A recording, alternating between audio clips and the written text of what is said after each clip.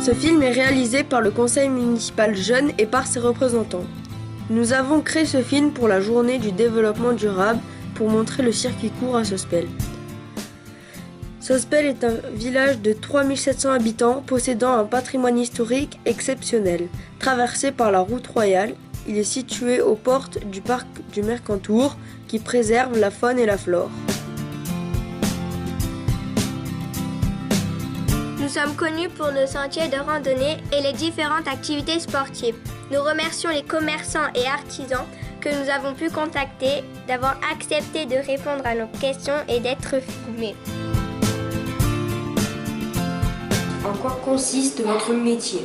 Alors, mon métier de mosaïste, pour moi personnellement, c'est pas un métier, c'est une passion. Parce que je n'exerce pas ce métier à l'échelle dont on peut l'utiliser, c'est-à-dire travailler des sols, faire des maisons entières. Je ne suis pas mosaïste artisan. Moi, je suis artiste de mosaïste décorative. Donc c'est uniquement des objets ou des surfaces très limitées à 1 mètre carré. Par exemple, je peux faire une mosaïque sur filet d'1 mètre carré pour poser au fond d'une piscine. Ce n'est pas moi qui irai la poser, c'est un carreleur. Voilà où s'arrête mon métier. Sospel a la chance d'avoir une grande variété d'offres dans l'alimentation. Boucher, boulanger, pâtissier, restaurateur, traiteur, marchand de fruits et légumes, ferme de production, épicier. Dans les services marchands, des coiffeurs, esthéticiennes, opticiens, magasins de vélos, quincailleries, celliers, agences immobilières, laveries, tabac-presse, agences de voyage, cinéma, vétérinaire, cordonniers, médecins, pharmacie, garagistes, stations essence, artisans du bâtiment, commerce de matériaux, artistes, magasins de textiles, fleuristes, bijoux, fantaisie, banque. Quelles activités pratiquez-vous dans votre métier ? Alors je suis à la base accompagnateur en montagne, c'est-à-dire que j'accompagne les gens un peu en montagne, à la découverte des plantes, de la faune, de la flore, enfin, la découverte de la montagne on va dire en général.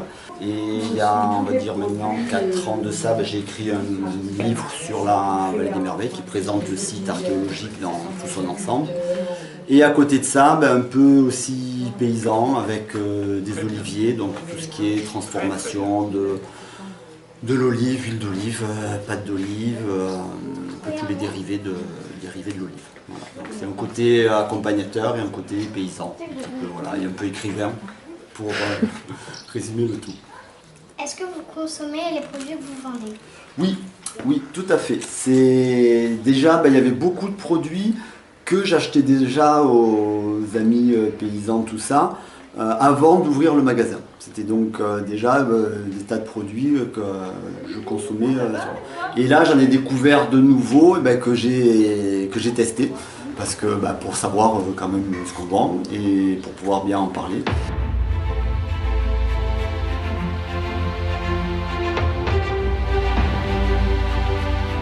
Mais aussi des services publics, centres aérés, la poste, bibliothèque, école, collège, train et bus, hôpital, maison de retraite et services de secours.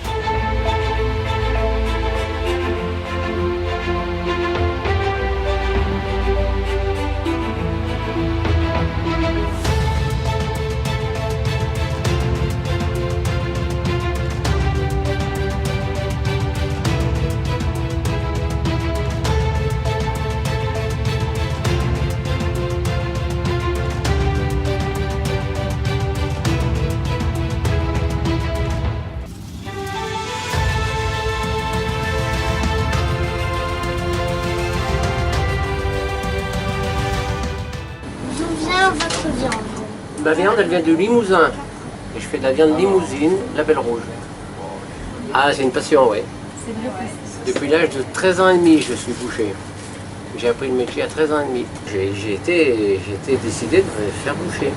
Mais oui, hein. J'ai fait l'apprentissage et tout. C'est une passion, c'est préparer, créer des produits, tout ça. Est-ce que vous consommez ce que vous vendez? Tout à fait, ouais. Oui, mieux, parce qu'il y a des gens qui ne consomment pas ce qu'ils vendent. Non, nous on mange tout. On en mange trop d'ailleurs. Pourquoi vous êtes-vous lancé dans l'agriculture bio? C'est simple, moi je suis natif de Sospel. Je suis parti du village, j'ai voyagé pendant quelques années. Quand je suis revenu, je me suis dit finalement on est bien ici. Et qu'est-ce que je pourrais bien faire pour vivre au village? Parce que les alternatives ne sont pas nombreuses. Mon grand-père était agriculteur, mes deux grands-pères étaient paysans, donc je vais essayer de relever le challenge, ça m'intéresse, de toute façon j'adore les oliviers. Donc je me suis lancé dans l'oliviculture, je me suis lancé comme ça. Il y a de tout parce qu'il y a ce qu'on appelle effectivement le local, c'est-à-dire on fait travailler les collègues, on essaye de faire que les produits locaux soient vendus ici et non pas à 1000 km. Donc c'est pour ça que dans le magasin il y a aussi effectivement d'autres producteurs qui vendent leurs produits. C'est quoi la différence entre le bio et le normal? Alors entre le bio et le conventionnel, on appelle ça le conventionnel. Alors simplement en agriculture biologique, tout intrant qui n'est pas naturel est interdit, c'est-à-dire tous les produits de synthèse ou chimiques sont interdits. Ensuite il y a une autre différence, c'est le liant-sol, ce qu'on appelle le liant-sol. Les pommes par exemple lorsqu'elles sont non bio, elles subissent jusqu'à 27 traitements dans l'année. Donc c'est énorme, ce qui fait que maintenant les pommes, jusqu'à 1 cm en dessous de la peau, on retrouve des pesticides.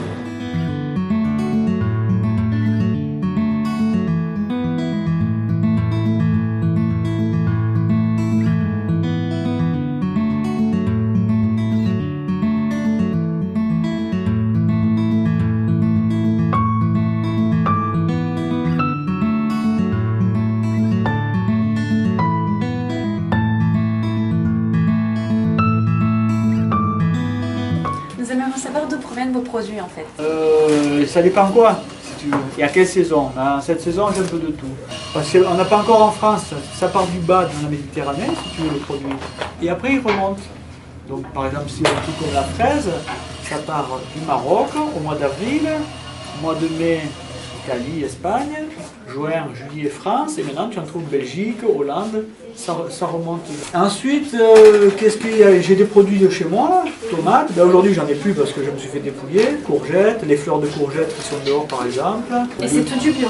Ah non, c'est pas du bio, Ah, voilà, d'accord. c'est pas du bio, c'est rien de bio. Le bio, c'est chez le bio. À part les tomates et les courgettes. Ça, Oui, voilà, d'accord. Parce que là, je mets rien mis.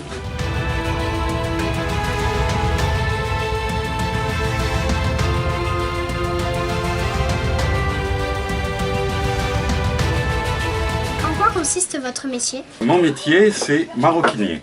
Qu'est-ce que la maroquinerie? Ce sont les bagages, les porte-monnaies, les ceintures, tout ce que l'on peut porter en cuir. Et je fais de la maroquinerie et je couds à la main. Donc, au point sellier, à l'ancienne. Je fais aussi le cordonnier, parce que bon, ce sont des choses qui sont compatibles. Ce sont les mêmes outils, les mêmes matières, la même colle, par exemple. Je ne fais pas tout, parce que je ne sais pas tout faire en cordonnerie, mais j'en fais. Ah, pour moi, c'était un choix. Moi, j'ai choisi de venir vivre à Sospel, parce que j'adore Sospel.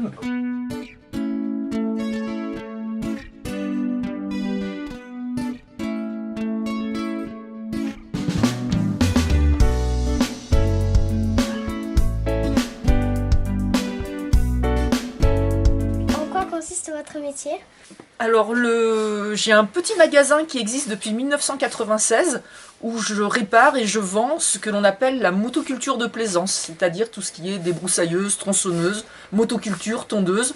Et également, je fais un petit peu le cycle pour les jeunes comme vous, réparer des chambres à air, changer des pièces sur les vélos. Voilà. Pourquoi Sospel? Bien sûr, parce que je vis à Sospel depuis plus de 30 ans. Et quand il a fallu choisir une activité, je travaillais sur le littoral, à Grasse, et j'ai décidé de travailler à Sospel dans ce qui me plaisait, c'est-à-dire la mécanique et travailler au grand air. Je fais aussi de l'entretien d'espaces verts. Donc voilà, la vie à Sospel parce que c'est plus agréable.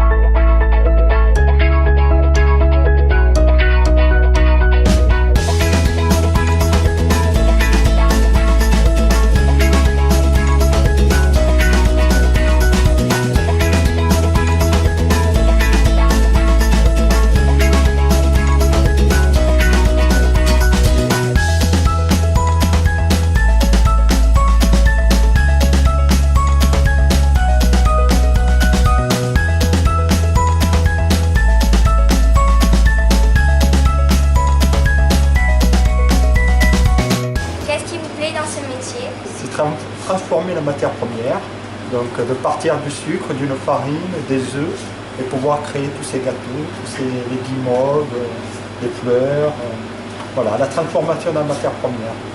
Et faire plaisir aux gens pour la fin de repas, si le gâteau il est bon, la fin du repas, c'est ce qui représente vraiment le bouquet final, on va dire, comme un feu d'artifice. Pourquoi vous êtes venu à Fespel? Ben, l'opportunité d'avoir cette entreprise. Donc, ce qui m'a plu quand je suis arrivé dans ce laboratoire, parce que beaucoup de laboratoires en pâtisserie, c'est sous terre, enfermé, ou sinon derrière le magasin. Et là, ben, on a la fenêtre, on ouvre, on a la baie Vera en face, on a la nature. Et puis voilà, le paysage est magnifique et le cadre m'a plu et c'est pour ça que je suis venu ici.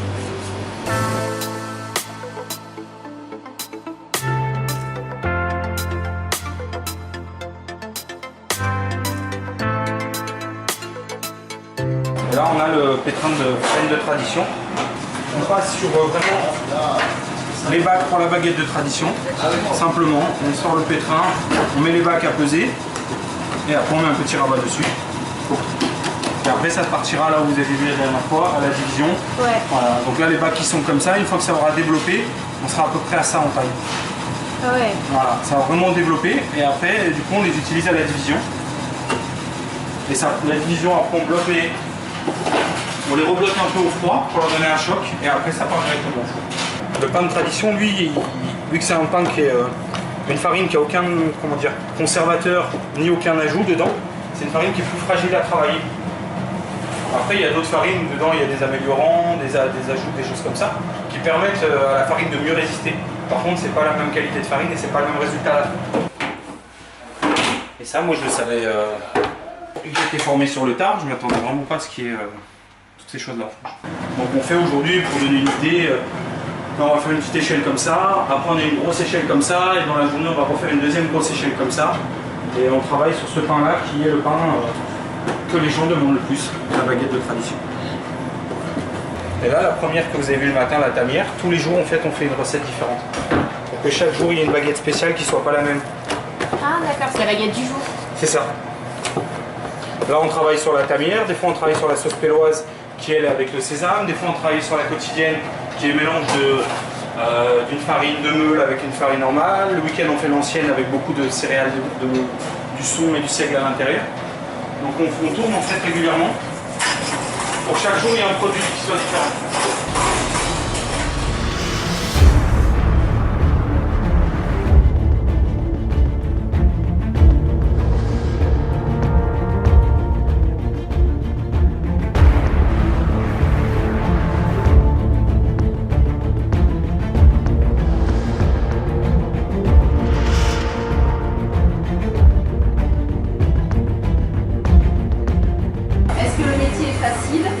Ah non, c'est pas facile, il faut se lever de bonne heure déjà. Et puis à travailler la viande, aussi, et se mettre là, il y en a pour 1 heure, 2 heures de préparation. Hein. Voilà, c'est l'inconvénient.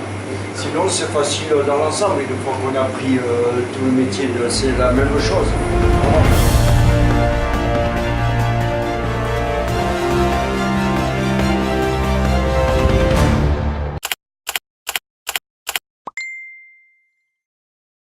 Je m'appelle Roland Ringo, je suis un enfant du pays et dans ma propriété j'ai une 50aine d'oliviers qui produisent plus ou moins en suivant les années.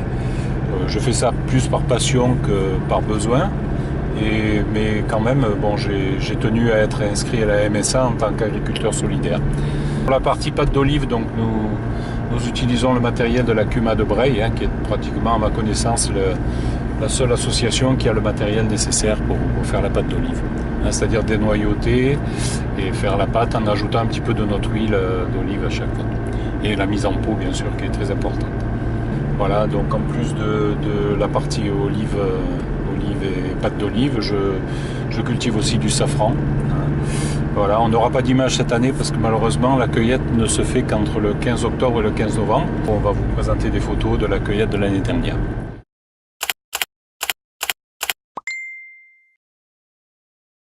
Comment vous faites la gelée royale? Alors, la gelée royale, c'est pas nous qui la faisons. Donc nous, on se contente de prendre les larves, comme je l'ai montré, et de les mettre dans les berceaux. On va l'insérer dans la ruche. Et après, les abeilles, elles, vont remplir de gelée royale pour nourrir cette larve, comme si ça allait être une reine. Après, on va les récupérer dans la ruche. On les ramène ici et après, on travaille à côté. Là, on aura les cellules remplies de gelée royale, mais il y aura encore la larve dedans. Donc il faut qu'on enlève la larve. Donc on prend un petit pot comme ça avec un couvercle. C'est une pompe qui aspire. Après nous, avec ce petit tuyau, on vient enlever la larve. Tac, tac, tac, on passe, donc on fait comme ça, on enlève la larve. Hop, on enlève la larve. Une fois qu'on a terminé ce petit pot, on enlève, on jette les larves. Hop. Et on passe à l'aspiration de la gelée royale.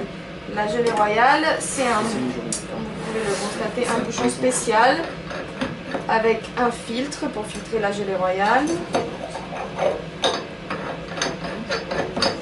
Même opération, on branche. On allume la pompe. Et on vient aspirer la gelée royale. Et la gelée royale, après, tombe directement dans le pot. Alors il est cellophané le pot pour être hermétique totalement au niveau du couvercle. Après on procède à la mise en pot. Donc la mise en pot se fera à l'aide d'une seringue dans des petits piluliers comme ça. Et on finit par des piluliers pleins comme ça avec le logo Gelée Royale Française.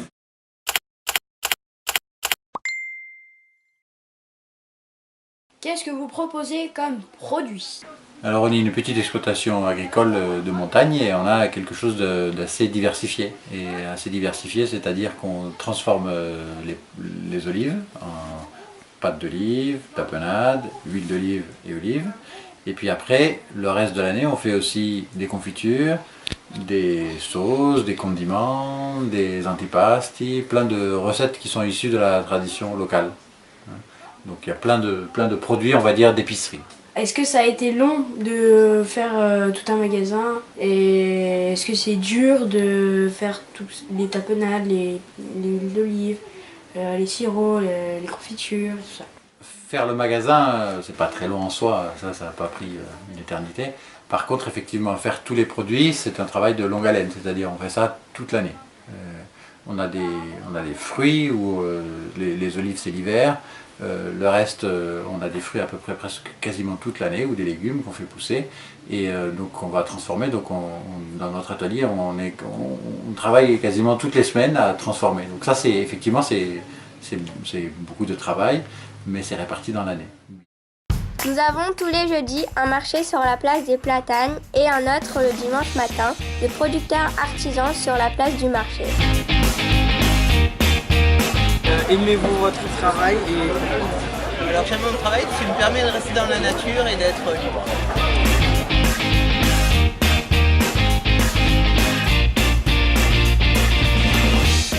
J'aurais aimé savoir tout simplement qu'est-ce qui vous plaisait dans ce métier. Moi je fais simplement la vente, je ne fais pas la fabrication.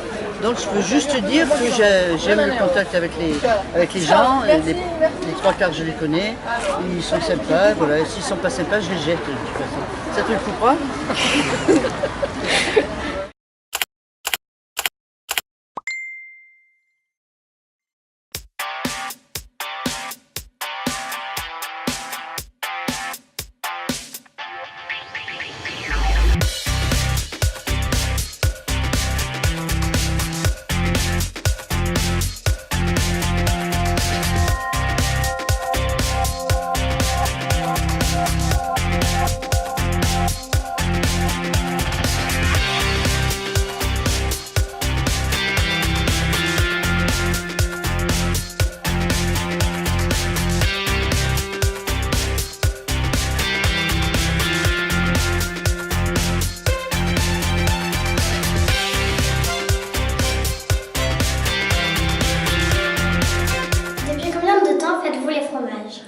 Environ 30-35 ans. Et ça vous plaît? Oui, c'est agréable à faire, j'aime bien. Tu vois ce que tu fais, tu prends du lait et après, tu as un beau fromage. Et c'est jamais pareil. Puis ça m'a permis d'avoir mon travail au sein de la ferme, quoi. Puisque moi, j'étais pas bonne à faire les vaches. Je me suis créé mon travail, si tu veux. J'ai valorisé le lait et comme ça, on l'a vendu en vente directe. Est-ce que vos vaches sont faciles à entretenir? Pas facile à entretenir, oui et non. C'est tout un métier, il faut que tu l'apprennes ça. Il faut les nourrir comme il faut, il faut savoir les soigner, il faut savoir voir quand elles sont malades. C'est à toi aussi d'avoir un petit peu, si tu veux, un instinct quoi, des bêtes quoi. Il faut d'abord aimer les bêtes, si tu n'aimes pas les bêtes, c'est pas la peine d'avoir les bêtes quoi, parce que sinon... Donc il faut s'en occuper des bêtes quoi.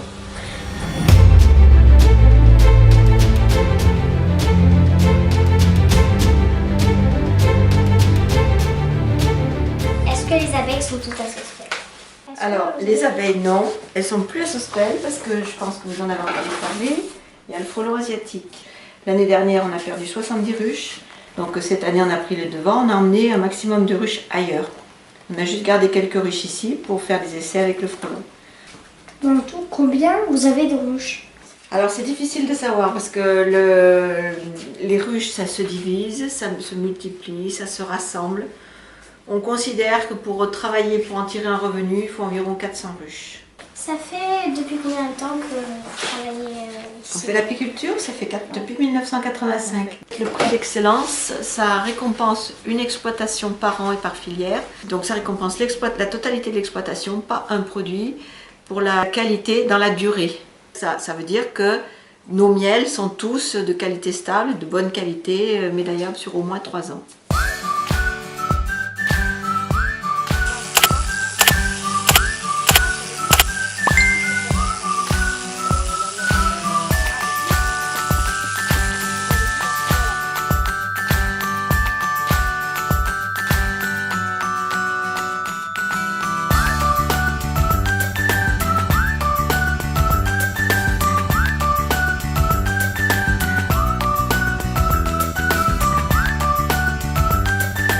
Travaillez-vous seul ou avec des salariés?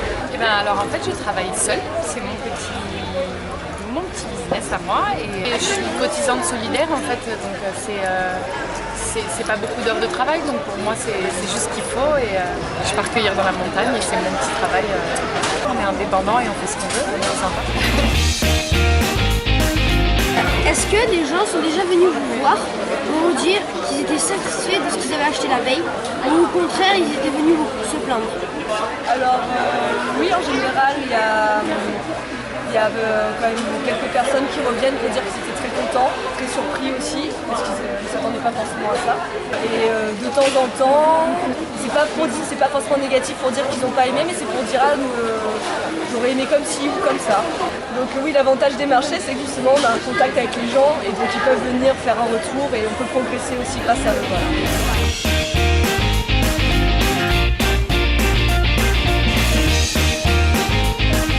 Est-ce que vous trouvez votre travail plutôt simple ou plutôt compliqué?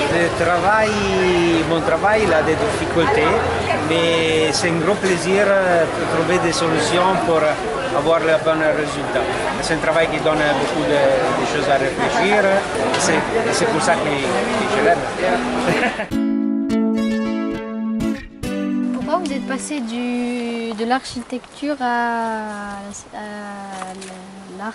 J'ai fait un parallèle, j'ai commencé à étudier l'architecture d'intérieur parce que je voulais être architecte à la base. Donc je suis partie en Espagne, en Angleterre et tout ça, où j'ai commencé à étudier, où j'ai fait donc mon architecture d'intérieur.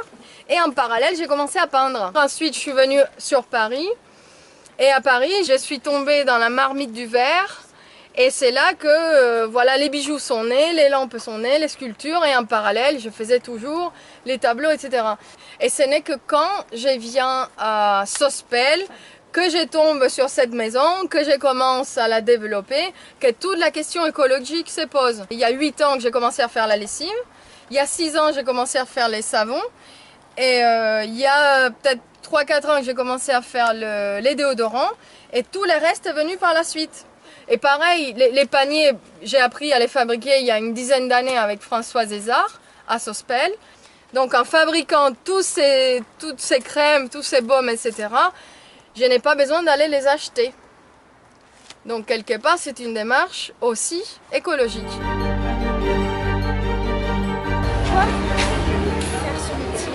On aime servir les gens et puis en fait c'est surtout mon mari qui est boulanger et moi je vends son pain. Et voilà, mon mari a un métier depuis 25 ans, ce métier-là. Quelles sont vos variétés de tomates? Alors les variétés de tomates, il y a la Green Zebra, là, celle-là. Il y a la cœur de bœuf, c'est la grosse là, tu vois, qui a une forme de cœur.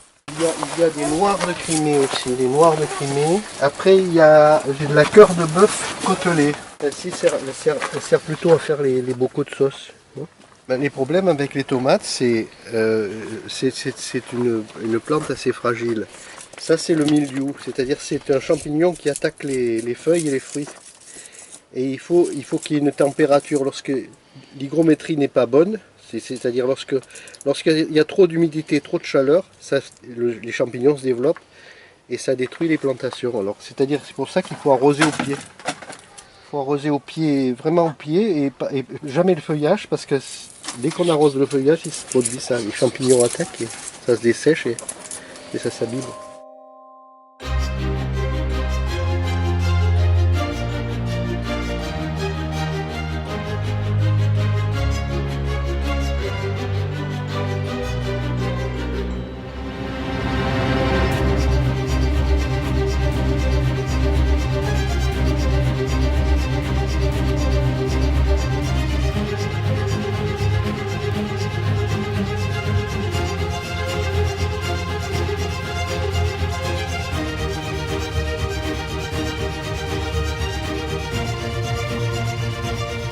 Quelle production vous faites? Nous, on a une production principale, les produits de l'olive, c'est-à-dire l'huile, les olives salées qu'on prépare nous-mêmes et la pâte d'olive. On a aussi l'été, les légumes d'été. On ne fait pas du tout de légumes d'hiver.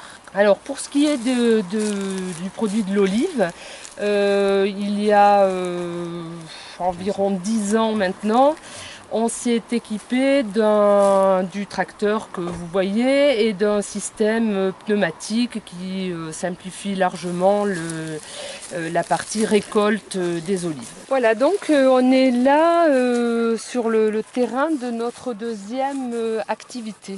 Donc ça c'est la partie, tout ce qui est courge, potiron, etc.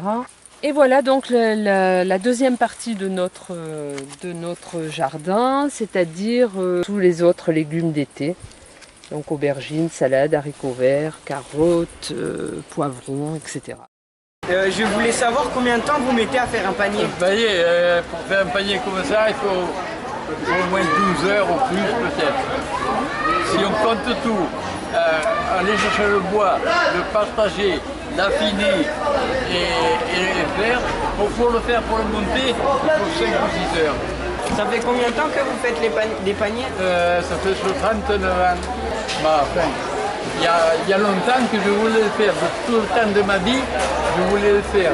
Et puis, j'ai jamais eu l'occasion de commencer. J'ai commencé quand je me suis marié.